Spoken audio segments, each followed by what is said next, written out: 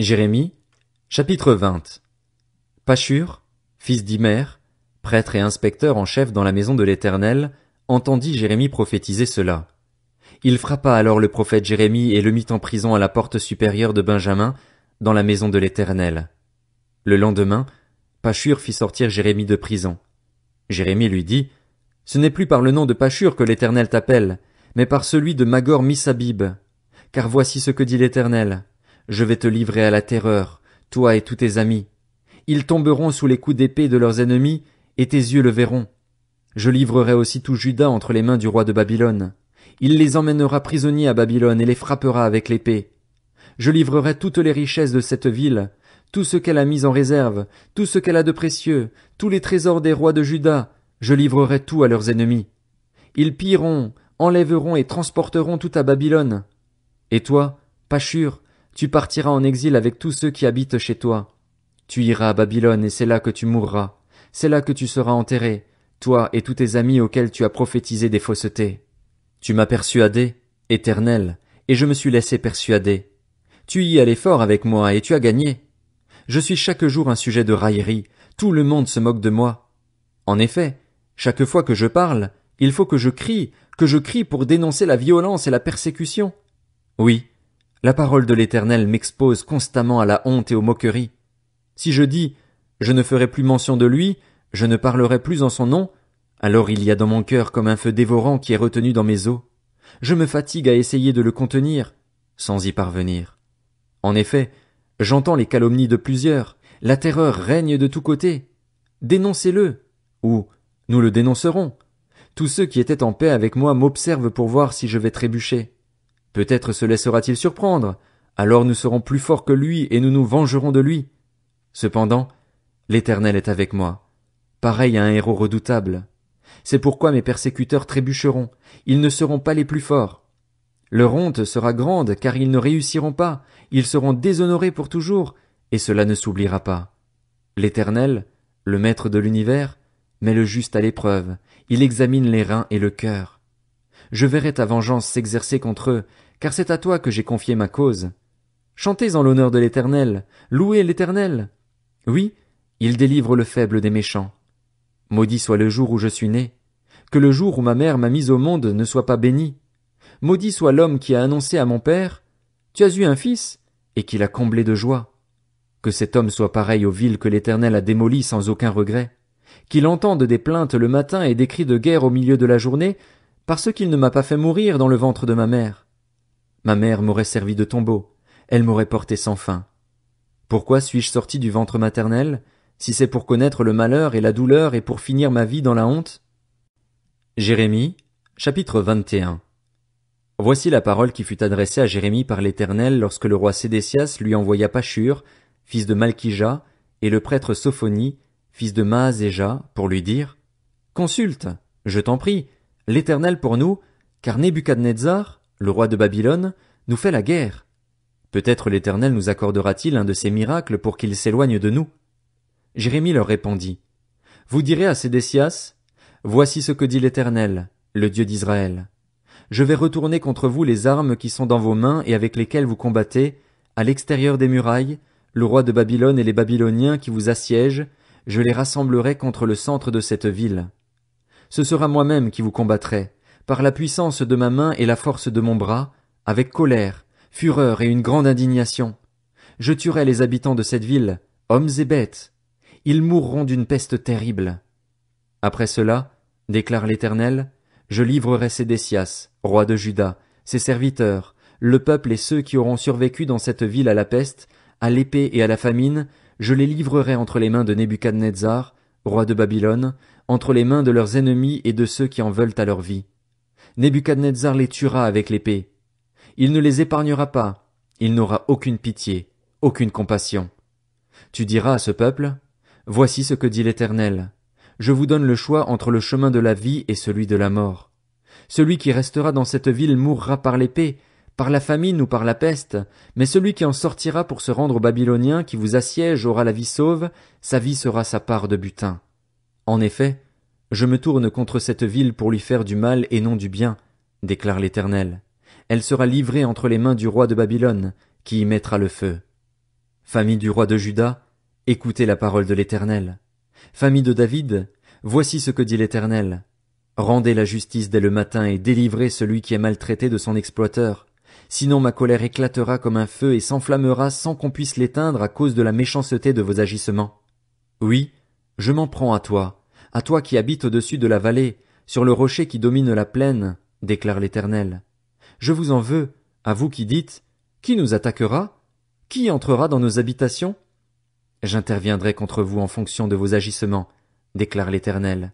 Je mettrai le feu à votre forêt et il dévorera tout ce qu'il y a autour. Jérémie, chapitre 22. Voici ce qu'a dit l'Éternel. Descends au palais du roi de Juda, et là tu prononceras cette parole. Écoute la parole de l'Éternel, roi de Juda, toi qui occupes le trône de David, ainsi que tes serviteurs et ton peuple qui entrent par ses portes. Voici ce que dit l'Éternel. Pratiquez le droit et la justice. Délivrez celui qui est maltraité de son exploiteur. N'opprimez pas l'étranger, l'orphelin et la veuve. Ne recourez pas à la violence et ne versez pas de sang innocent dans cet endroit.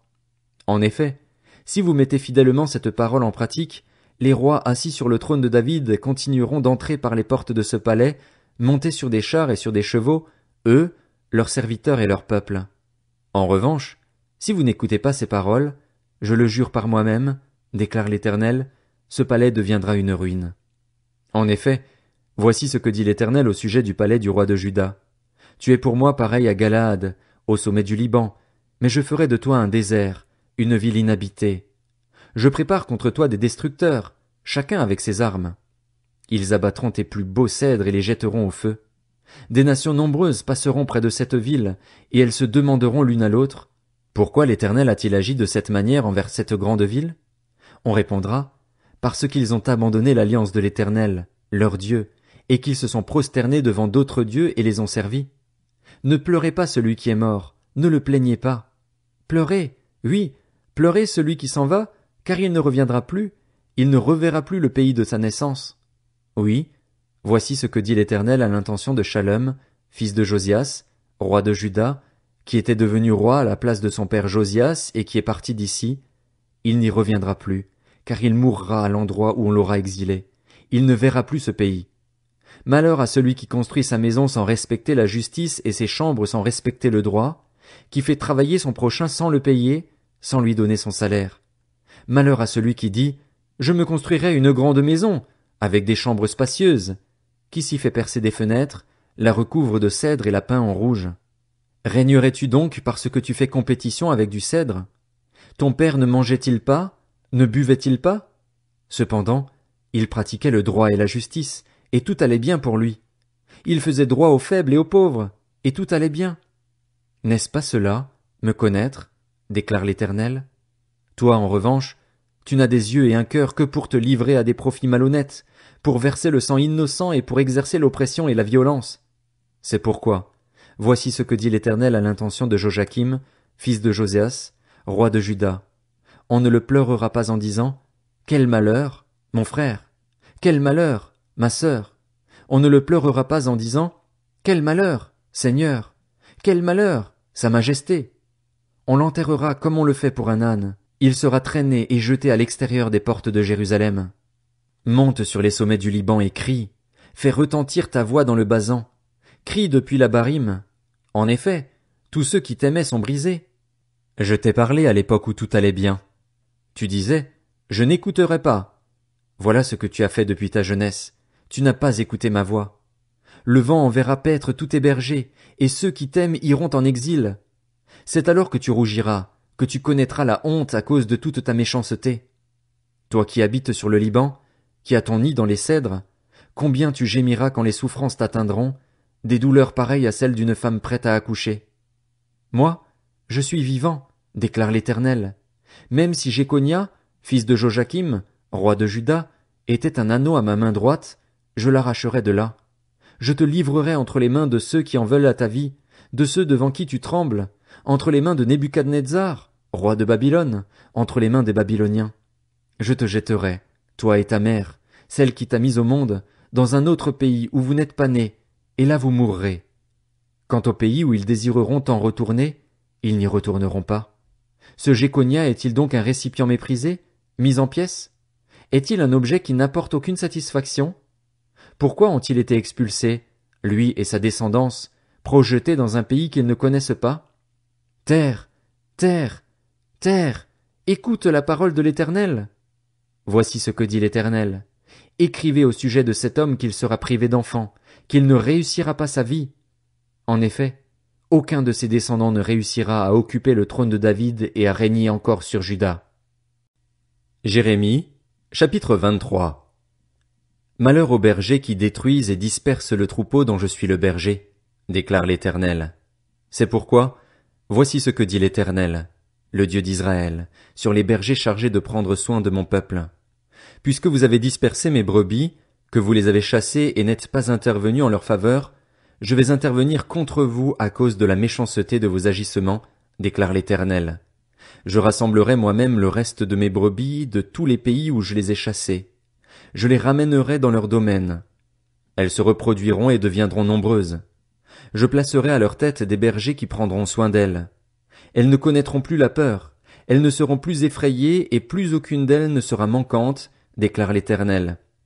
Voici que les jours viennent, déclare l'Éternel, où je donnerai à David un germe juste. Il régnera avec compétence, il exercera le droit et la justice dans le pays.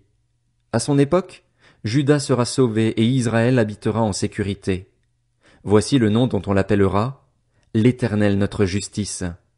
Voilà pourquoi les jours viennent, déclare l'Éternel, où l'on ne dira plus, l'Éternel est vivant, lui qui a fait sortir les Israélites d'Égypte, mais où l'on dira, l'Éternel est vivant, lui qui a fait sortir et qui a ramené les descendants d'Israël du pays du nord et de tous les pays où il les avait chassés. Ils habiteront alors sur leur territoire. Message concernant les prophètes. Mon cœur est brisé à l'intérieur de moi. Tous mes os tremblent. Je suis pareil à un homme ivre, un homme fort emporté par le vin, à cause de l'Éternel et à cause de ses paroles saintes. En effet, le pays est rempli de personnes qui commettent l'adultère. Le pays est en deuil à cause de la malédiction dont il est l'objet. Les plaines du désert sont desséchées. Ils courent après le mal, ils n'ont du courage que pour ce qui est injuste. Oui, même les prophètes, même les prêtres sont souillés. Même dans mon temple, j'ai trouvé les marques de leur perversité, déclare l'Éternel. C'est pourquoi leur voie les conduira comme une pente glissante dans l'obscurité. Ils y seront poussés et y tomberont. Oui, je ferai venir le malheur sur eux, l'année où j'interviendrai contre eux, déclare l'Éternel. Chez les prophètes de Samarie, j'ai vu une attitude écœurante. Ils ont prophétisé par le dieu Baal et ils ont égaré Israël, mon peuple. Mais chez les prophètes de Jérusalem, j'ai vu des comportements horribles. Ils commettent l'adultère, ils vivent dans le mensonge et ils encouragent ceux qui font le mal, de sorte que personne ne renonce à sa méchanceté. À mes yeux, ils sont tous pareils à Sodome, et les habitants de Jérusalem à Gomorrhe. C'est pourquoi, voici ce que dit l'Éternel, le Maître de l'univers, sur les prophètes. Je vais leur faire avaler de l'absinthe, je vais leur faire boire de l'eau empoisonnée. En effet, c'est à travers les prophètes de Jérusalem que la souillure a contaminé tout le pays. Voici ce que dit l'Éternel, le Maître de l'univers. N'écoutez pas les paroles des prophètes qui vous font leurs prédictions. Ils vous entraînent dans l'illusion. Ils transmettent les visions de leur invention, et non ce qui vient de la bouche de l'Éternel. Ils répètent à ceux qui me méprisent, l'Éternel a dit, vous aurez la paix. À tous ceux qui persévèrent dans les penchants de leur cœur, ils disent, il ne vous arrivera aucun mal. Qui donc a assisté au conseil de l'Éternel, de sorte qu'il aurait vu et entendu sa parole? Qui s'est montré attentif à sa parole et l'a entendu? La tempête de l'Éternel, sa colère, éclate. C'est une tempête tourbillonnante qui fond sur la tête des méchants. La colère de l'Éternel ne se calmera pas tant qu'il n'aura pas agi et mis à exécution les projets de son cœur. Dans l'avenir, vous en comprendrez le sens. Je n'ai pas envoyé ces prophètes, pourtant ils se sont précipités. Je ne leur ai pas parlé, pourtant ils ont prophétisé. S'ils avaient assisté à mon conseil, ils auraient pu transmettre mes paroles à mon peuple, le faire renoncer à sa mauvaise conduite, à la méchanceté de ses agissements. Suis-je un Dieu qui ne considère que les réalités proches, déclare l'Éternel, ne suis-je pas un Dieu qui voit aussi de plus loin? Quelqu'un pourrait-il se dissimuler dans des cachettes sans que moi, je ne le voie? Déclare l'Éternel. Est-ce que je ne remplis pas le ciel et la terre? Déclare l'Éternel. J'ai entendu ce que disent les prophètes qui annoncent des faussetés comme si cela venait de moi en disant J'ai eu un rêve. J'ai eu un rêve. Jusqu'à quand ces prophètes auront-ils à cœur de prophétiser des faussetés, de prophétiser des supercheries de leur invention? Ils veulent faire oublier mon nom à mon peuple par les rêves qu'ils se racontent les uns aux autres, tout comme leurs ancêtres ont oublié mon nom au profit de Baal. Que le prophète qui a reçu un rêve le raconte et que celui qui a reçu ma parole la rapporte fidèlement. Pourquoi ajouter de la paille au blé? Déclare l'Éternel. Ma parole n'est-elle pas comme un feu? Déclare l'Éternel, comme un marteau qui pulvérise la roche? Voilà pourquoi j'en veux aux prophètes qui se volent mutuellement mes paroles, déclare l'Éternel. J'en veux aux prophètes qui remuent leur langue pour imiter une déclaration solennelle de ma part, déclare l'Éternel. J'en veux à ceux qui prophétisent à partir de rêves pleins de fausseté, déclare l'Éternel. Ils les répètent et ils égarent mon peuple par leurs mensonges et par leurs vantardises. Moi, je ne les ai pas envoyés et je ne leur ai pas donné d'ordre. Ils ne sont vraiment d'aucune utilité à ce peuple, déclare l'Éternel. Si ce peuple, un prophète ou encore un prêtre te demande, quel est le message de l'Éternel? Tu leur diras quel est ce message. Je vous abandonnerai, déclare l'Éternel. Et le prophète, le prêtre ou le membre du peuple qui prétendra avoir reçu un message de l'Éternel, j'interviendrai contre lui et contre sa famille. Vous demanderez chacun à son prochain, chacun à son frère. Qu'a répondu l'Éternel? Qu'a dit l'Éternel? Mais de message de l'Éternel, vous n'en mentionnerez plus. En effet, la parole de chacun sera un fardeau pour lui, puisque vous avez changé les paroles du Dieu vivant, de l'Éternel, le Maître de l'univers, notre Dieu. Voici ce que tu diras au prophète. Que t'a répondu l'Éternel? Qu'a dit l'Éternel? Et si vous prétendez encore avoir reçu un message de l'Éternel, alors voici ce que dit l'Éternel. Puisque vous présentez telle parole comme un message de l'Éternel alors que j'ai envoyé quelqu'un vous interdire de le faire, à cause de cela, je vous oublierai et je vous abandonnerai, vous et la ville que je vous ai donnée, à vous et à vos ancêtres. Je ferai naître en vous un sentiment continuel de honte et de regret qui ne s'oubliera pas.